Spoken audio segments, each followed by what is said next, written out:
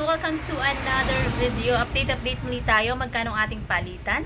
Real to peso para sa mga kababayan natin na nais magpadala ngayong araw na ito. Siyempre, September 30 na, so araw na ng sahuran. Pero meron tayong mga kababayan na sumasahod ngayong araw na ito.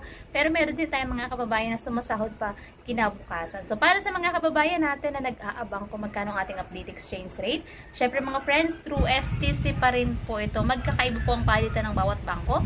Pero konti lang naman ang difference nun. At least magkakaroon kayo ng idea kung magkano ang ating update exchange rate ngayong araw ng Lunes, September 30, 2024. Update natin, 1 real equivalent ng 14.83 pesos. Para sa mga kababayan natin na nais magpadala ngayong araw na ito, yan po ang ating update exchange rate. Through STC ito mga friends kaya medyo mataas yung palitan. And syempre, pag nagpapadala ng pera sa Pilipinas, may binabayaran na transfer fee at meron din po yung VAT. Ang lahi ko pa rin paalala sa bawat isa sa atin, ang matuto tayong mag-ipon, magtipid at matutong mag-invest. Batid natin mga friends na mahirap ang buhay sa ibang bansa. Pero syempre, nagtitis at nagtsatsaga pa rin tayo. Kaya wag natin kalimutan na mag-ipon tayo para sa ating sarili, para sa ating kinabukasan. Kaya habang mayroon pang panahon, meron kang kinikita, meron kang trabaho, matuto tayong mag-ipon para sa ating kinabukasan. So that's it for today's video mga friends. Thank you for watching and see you on my next update. God bless everyone. Much love.